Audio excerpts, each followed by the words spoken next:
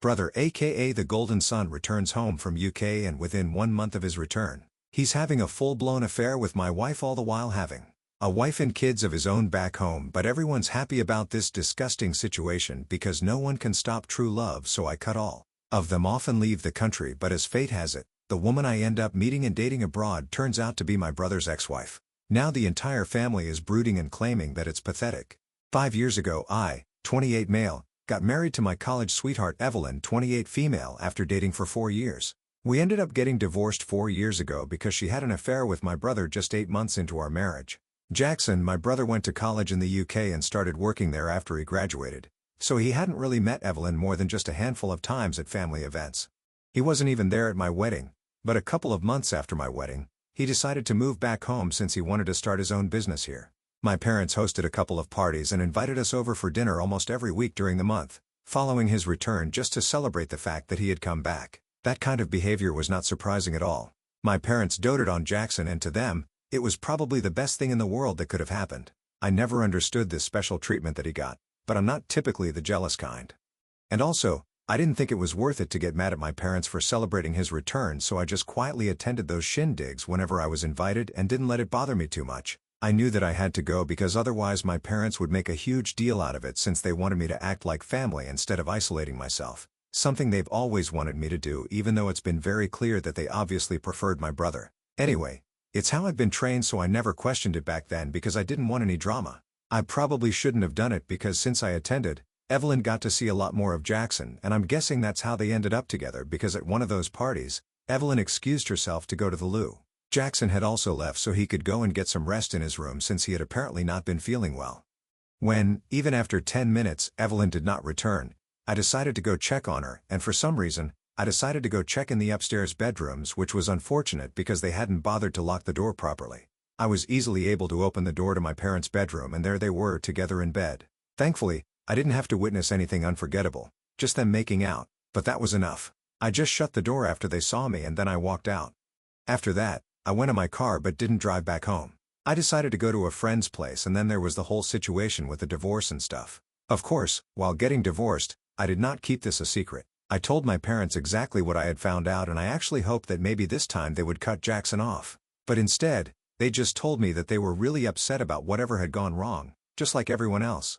But at the end of the day, we couldn't stop true love. So if the two of them were destined to be together, we should not stand in the way of that, and I should just forgive the two of them and move on. That was it. I had already faced a lot of disappointment from my parents, but that was the last straw for me. When they told me I should just forgive them and move on, I cut them out of my life completely and haven't had any contact with most of my family since then. The only person that I have kept in touch with is my aunt. She was always nice to me, and she is the one who actually told me about my brother's dishonesty. A couple of weeks after I filed for divorce, she told me that the family was in uproar once again because apparently, Jackson had only intended for the situation with Evelyn to be a fling. But my parents were already speaking to her parents and tried to get him to marry her. The problem was that he was already committed to someone else. It wasn't a legal issue as much as it was a moral thing, because he had to get married to his college girlfriend right after graduation since he knocked her up, and her parents were kind of orthodox. So they got married in a common law ceremony just to please her parents so they could continue to be together. Now, they even had a son together, and he was planning on going back to the UK and bringing his family here in a couple of months as soon as he had made some progress on his business. He really wasn't that serious about Evelyn, which of course broke her heart because she had sacrificed her marriage to me for him. But there was nothing that could be done since Jackson had made up his mind. So my parents blocked her parents and her. But Evelyn didn't want to let this go. So somehow she found out who he was with and told that woman everything about the situation that they were in. She totally exposed Jackson, and naturally, the woman decided to file for full custody and break up with Jackson. And from what my aunt told me, things didn't end too well for him because he lost both his girlfriend and Evelyn. And on top of that, he even had to give custody of his child because she really went after him with her lawyer, since after what she had found out, there was no way she was moving here and leaving the UK with her kids. So she fought tooth for nail, got full custody of him, and Jackson ended up being able to see his son only once every 3 months when he would fly back to the UK just to meet him.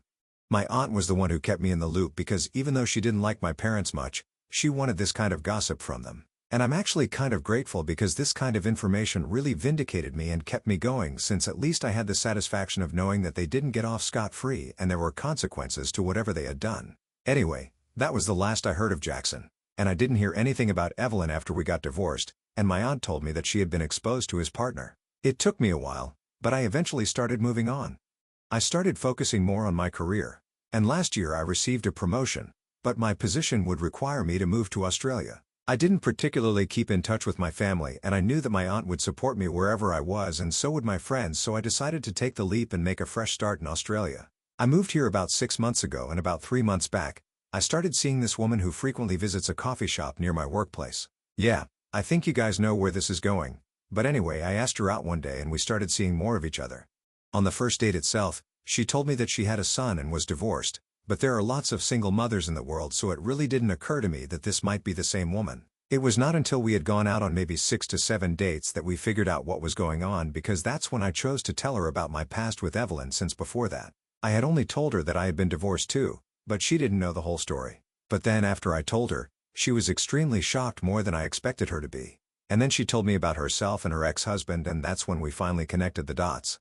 That date ended very weirdly and abruptly for a couple of weeks after that. We didn't speak to each other because we really didn't know what to say. But then, she reached out to me and told me that she really liked me and she didn't want to lose this and that. If I felt the same way about her, I should give her a call. And I did feel the same way. So I ended up calling her and we resumed our relationship after the decision that we would just pretend that the past had never happened, because that would be better for us. Both of us were trying to heal and move on. It wouldn't do us any good to fixate on that one aspect, especially when we made each other happy. Besides, we had a lot of other things to talk about, so we hardly ever spoke about that. I had spoken to my aunt and my friends about it as well, and even though they found it a bit weird, they told me that since destiny has brought us together, it's only fair to give this relationship a chance. And even though it's just been 6 months, I feel really good with her, and right now we're just going with the flow. Obviously, I don't have any intention of telling my family about it, even though she does, but she's going to do it later. However, my family ended up finding out a couple of days ago, since Jackson had been visiting and he was spending a nice day out with my nephew. So since both of them were out, I decided to go over to her place, and we were just hanging out when all of a sudden the doorbell started ringing, and when she opened the door, it was Jackson standing outside with her son, who appeared to be very sick and nauseated. So she dealt with him, took him to the bathroom, and that's where she was the entire time that Jackson kept yelling at me after he saw me sitting on the living room couch. It took him a couple of minutes to process what was going on when he first saw me, but then he immediately started cursing at me, calling me a bunch of names and stuff, and just kept screaming until she came back into the room and asked him to leave, and when he declined, threatened him with the cops. But then he finally did leave, and I knew that the damage had already been done now, because there was no way that my family was going to let me off the hook for this, since according to them, this was the worst thing that I could have possibly done. And just as I had expected, the very next day I started receiving a bunch of emails and messages from several phone numbers and email addresses, or just accusing me of doing the worst thing on the planet, betraying my brother, calling me sick and depraved, saying that I was being disgusting and whatever I was doing is pathetic. And of course, this wouldn't be complete if they were not trying to paint my brother to be the victim here. So there was a lot of that as well. Apparently, ever since Evelyn had exposed him and caused their breakup, he had tried very hard to get back with his ex, but she had never been able to trust him again. As if that's not his own fault. They told me that he had apparently been trying to win her over for the past couple of years, and they believed that it was only a matter of time until she finally came back to him and forgave him. But now, because of me, that wasn't going to happen. And even though I've been trying not to let it get to me, it's been very hard. So inevitably, this has been weighing on me for the past couple of days, and I can tell that even though she's trying not to bring it up, it's bothering her as well. She has also received several messages and emails from my family all along the same lines, victimizing my brother and letting us know that what we're doing is really wrong. So it really begs the question, is it really that wrong, or are we just being a little too sensitive? AITA for dating my brother's ex? Edit? I didn't have a clue as to who she really was when we first started going out together. As I had mentioned in my post, I hadn't even seen any pictures or whatever. All the information that I had, I received it from my aunt, who heard it from my parents while they were ranting about whatever Evelyn had done. I had no clue how she even discovered who this person was, or how she managed to track her down and expose Jackson. But then she and I were no longer on speaking terms, and besides, whatever was going on with Jackson and his family, it hardly made any difference to my situation. So I didn't think it was important for me to find out who this woman was that Jackson was involved with. It was the least of my concerns, in all honesty. And given the fact that not even my parents or my aunt had seen any pictures of her because it was Evelyn who had traced her, it was obviously impossible for me to have known who she was. Anyway, the bottom line is that I really had no clue who she was, and I'm telling the truth. I had absolutely no idea, and even if I had, I don't think this is inherently wrong because even after we did find out the real situation, we took a pause for a couple of weeks. But then we continued. The only thing that has thrown everything off is the sheer number of messages and emails that my family has sent me telling us that what we're doing is wrong, and that's what's making us question everything. It's been 2 days since I made my first post, and since then, even though we have been blocking these numbers and email addresses, there's only so much we can do because they just keep making new ones. I don't know how and keep trying to get in touch with us. I'm pretty sure that they are getting help from someone else because otherwise this kind of volume of the same message being delivered in different words is just not possible for my parents or my brother. Regardless, they have kept at it, and it's just becoming very difficult for both of us to keep ignoring whatever's going on in the background. Update 1.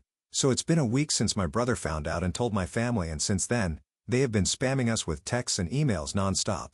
A couple of days ago, they even started calling us from various numbers.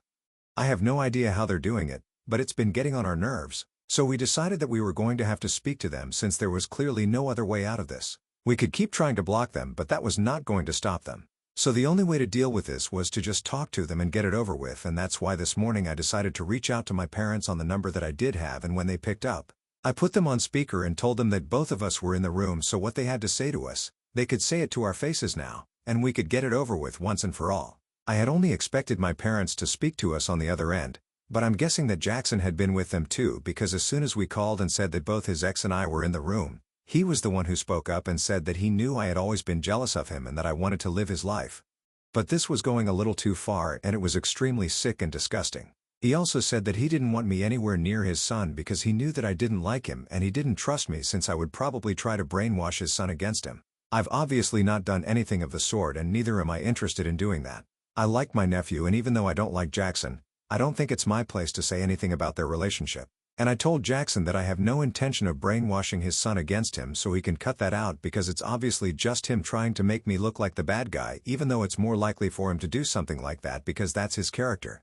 It's in his nature to be sly and cunning, and that's why he had an affair with Evelyn. But I'm not the same kind of person. Him and his ex broke up a really long time ago, and they don't have anything to do with each other anymore. We didn't even know what we were getting into until we already started liking each other, so he couldn't hold on against us. And besides, it didn't matter what he thought of the situation because neither is my family part of my life, nor do they get to dictate what she's doing with her life.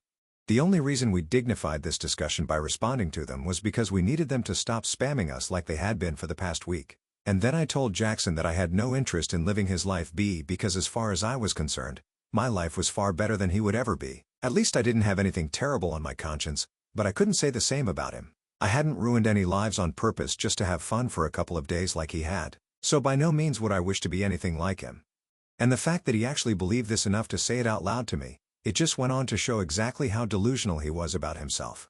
I also told him that his ex had moved on a long time back. So whatever my parents believed, that maybe she was just holding out on him out of anger, but that was not the case. She really and truly had moved on. She didn't care about him anymore, and she only treated that whole episode as a mistake, which is how it should be. Because the bottom line is, he's a terrible person and she's not waiting anymore. So the fact that she's choosing to move on with her life shouldn't bother him so much. Given that he ruined everything by himself, and the fact that she's chosen to move on with me is really none of anybody's business. As long as the two of us are fine with it, I really don't understand why they believe that they get to have a say in any of this. I haven't had any contact with my family for the longest time, so I really don't care what they think, especially after they mistreated me my entire life. And when it counted the most, even then they took my brother's side over me and tried to justify whatever disgusting things he was doing. So I hardly care about the opinion of people like that. And my girlfriend is not even related to them anyhow. I don't understand why they think that they really have a right to say anything to her. Anyway, after I was done with my speech, I told them that this was all that I had to say and that I would really appreciate it if they stopped spamming us now. I told them I didn't know how they were doing, but this counted as cyber harassment, and if they didn't stop, we would make sure that we went to the cops and put an end to it in our way. There was silence for a couple of seconds, and then my parents started saying the same old rubbish. They knew that I was not going to listen to them. So they directly addressed my girlfriend and told her that they knew she was smart enough to realize that the complicated situation that she was getting herself into, it was going to have an adverse effect on her relationship with her son at some point in time. And of course, as a mother, she wouldn't want that for herself. So now even if she didn't get back together with Jackson, they would still advise her to break up with me because it's just pathetic and disgusting, and surely she can see that. And usually she's not an easily irritable person. But when my parents said that, she flared up and spoke very rudely to them. which they totally deserved, and told them off for their comments. She reminded them that for the past many years, Jackson was mainly just a guest in their son's life, whereas she herself was running the show. And it was by choice because she knew that not only was Jackson incompetent and selfish, but he was also never going to be a good father or partner as long as he was like that. So she had to take matters into her own hands, and since then, her son had been raised completely by her with hardly any contribution from Jackson. Even though he had visitation rights, he hardly ever came by, and even when he did come by it was only a formality because he would only come back for a week or even less. When she had filed for full custody, she had truly believed that as a father she would be willing to give him a chance if he had been able to prove that he would be a good father, but so far he had failed on every front. So now nobody gets to lecture her about whether she was a good mother or not, especially Jackson's parents who had been colossal failures themselves. They couldn't raise Jackson well enough to value anything, and they clearly didn't do a good job with me either because I hardly even spoke to them and I pretty much just had to raise myself. So as parents, they had no right to say anything to her. And when she was done talking, my parents had absolutely nothing to say to her. Jackson started trying to defend them, but I cut them off. I told him that we had already said whatever we wanted to say, and now we didn't want any drama. So it would be for the better if we just ended the phone call here and all try to move on with our lives instead of fixating on such things that were obviously out of our control. I said we but was mostly just referring to them. And then before they could say anything extra, I just hung up on them. And now both she and I are hoping that they don't bother us again. Update 2. So a couple of people have been really upset about the fact that my girlfriend attacked Jackson for not being present for his son, even though she is the one who filed for full custody and refused to move to where he was staying. And I can understand why that would seem like a bad thing to most people, but I feel like there's some context that you guys need to understand. A couple of months after she got full custody of their son, she got in touch with Jackson after her anger had dissipated a bit and told him whatever she had mentioned in the last update, that in a romantic sense, she didn't want anything to do with him anymore and she had completely moved on and she was never going to forgive him for cheating. But at the same time, she knew that their son wanted him around, so she told him that if he could prove that he could be a competent father, then she would agree to have shared custody with him. At the time, his business hadn't even started. All he had to do was just move back to the US, where she was, and try to keep in touch with his son.